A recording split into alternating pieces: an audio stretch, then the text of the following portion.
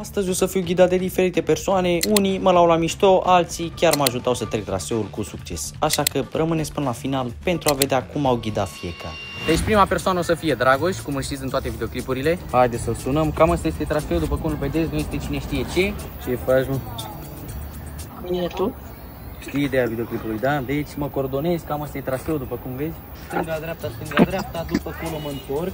Și iară, stânga, dreapta, înțelegi? Da, bine. Hai, vezi cum mă bași pe aici, prin lacuri. Deci o să-mi pun asta la ochi. Hai, zi unde e trotinet.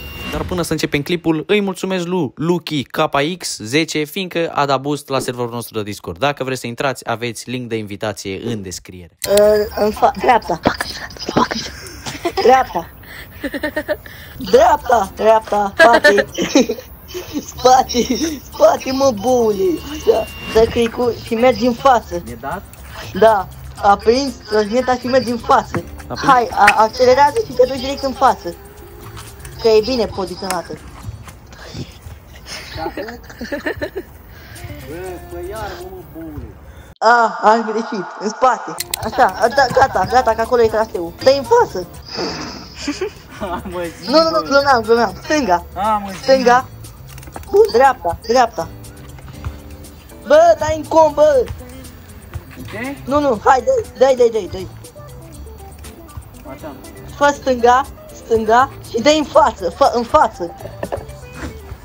Acum, fă puțin dreapta și dă-i în față. Dă-i dreapta, așa, și dă-i în față acum, dă-i în față. În față de tot? Da. Perfect. Mă accelerează. Mai. Perfect. Hai, bă, dă-i în față. Deci în față? Stânga. Dă-i că e bine. Dă-i. Dreapta. Dreapta mult? Da, dă-i așa că e bine. Stânga după. Stânga? Calmează-te. Stânga? Ești pe copetă. Dă-i în față că e bine. Dă-i. Și acum dreapta? Nu, stânga. Așa. Dă-i, mă. Așa, dreapta. Dau cu spatele? Nu, dă-i în dreapta. Stânga acum. Și drept în față, accelerează. Până spun eu stop. Așa. În față, nu știi care e fața, mă. Mă mai duc? Da. Gata, stop. Bine, hai, pa. Hai, mersi, pa. Mai băga prin post pe aici. Deci cam asta a fost cu Dragoș, după cum vedeți. În acest moment o să sunăm pe mamaie. Să rămână. Fac un clip, am un traseu și eu sunt legat la ochi și tu trebuie să mă coordonezi. Altă belea. Trebuie să mă... Ce faci tu asta? Păi îmi zici pur și simplu, stânga, dreapta, mai mult, mai puțin. Sau te intri în gardul ăla. Păi? Ia, hai că e SF-ul. Îmi zici, da, nu mă bagi. Am sunat pe Dragoș mai devreme, m-a băgat prin toate posturile pe aici. Păi, dacă văd astea, dacă nu le văd, ce să-ți fac? Trebuie să mergi cu încet. Să ce? Hai că poate intri în ăla, în bucăruț. Așa? Mai dreapta, o leacă. Așa? Așa, stânga, foc. Haide.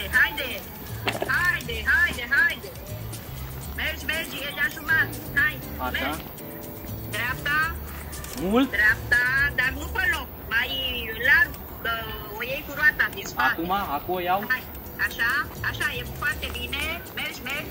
Așa? Vezi stânga, dar nu. Un pic, stânga. Dau cu spatele? Nu, mergi. Stânga. Haide, mai în față un pic, o lovești. Dai lovit-o, dar vezi că dai cu piciorul stâng în ea. E în fața aici? E în fața aici? Da, acolo e, da. Așa. Wow. Ai călcat. Așa, acum dreapta total? Haide, nu, mai mergi un pic, mai mergi. Așa, mai,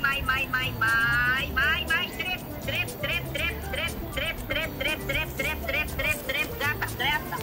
Ai terminat. Vezi că intri în omul ăla, sau e Dragoș? A fost greu? Ai luat-o pe aia. N-a fost greu. Bine, mă, mamaie. Dar Dragoș e lângă tine și ce zici că nu te-a făcut? Nu e lângă mine. E acasă, Dragoș. Să rămână. Deci fix în momentul ăsta o să sunăm un prieten. Îl avem aici pe Dragonarul. Ce faci, bă? Uite-mă acasă.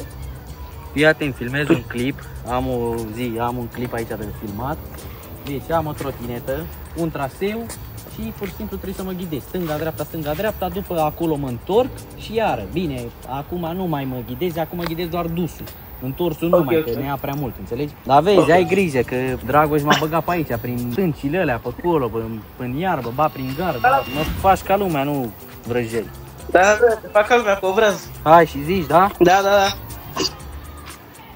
Vii cricul ăsta, mâncați. E dat? L-am dat? Da. Hai, dă-i. Dai ridica cricul, bă. Cum nu e, mă? Cum nu e, mă, ridicat? Hai, bă, dai că ridicat acum, dă-i. Hai, dă-i, urcă de pe ea. Stânga, bă, că te aduce boscheți. Stânga, dă-i, dă-i ca lumea, dă-i. Dă-i, tată. Ho, dreapta, ho, că intri cameraman. Mă, e la mișto, mă. O, stânga, ușor, stânga. Ușor. Ușor? Așa. Bă, nu, la jaloane. Acum fă dreapta, ușor dreapta, hai, dă-i. Ușor, așa. Vezi că știi. Așa. Bă, ho, stânga, că intri în boscheți. Ușor, că dai în jalon. Ia puțin dreapta, așa, bun. Dreapta. Mai dai în față cu dreapta, Gata, atât. Hai, dă-i cu stânga. Stânga?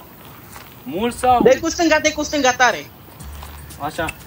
O, ușor, că intri cameraman iar. Dă-i pe dreapta. Dă-i. Du-te, tată. O, că intri în gard. Mai bine ca Dragoș mai băgat. Deci, după cum vedeți, am schimbat și locația. Suntem în altă locație acum, este altă zi și o să sunăm persoana cea mai așteptată, adică pe Hirma Stormy. Haideți să începem. O avem aici, sunăm direct. Am schimbat și trotineta sau omul nostru. Mâine trebuie să ajungă și cu Chirinu, așa că stați pe canal pentru a vedea videoclip cu el, noua mea trotinetă. O să vedeți acolo un mic review, cum se descurcă ea pe off-road, mai multe chestii, o să vedeți în videoclipul următor. O, frățiorul! Stai așa că mi-a căzut asta. Avem traseul ăsta, da, după cum îl vezi. Și trebuie să mă ghidez din prima asta la ori. Și mă ghidez, vezi cum mă bagi prin șans pe aici, fiindcă nu prea sunt ele pe mijlocul drumului, după cum vezi. Dă-i stânga. Stânga, merge în față. Dreapta, mult, oprește-te și doar dreapta, mult, dreapta. Dreapta, bă. Stânga acum, mult, stânga, mult. Așa, acum dreapta. Dreapta de tot, și acum stânga. Stânga. Și acum dă-i în față. În față mă duc? Da, dă-i în față.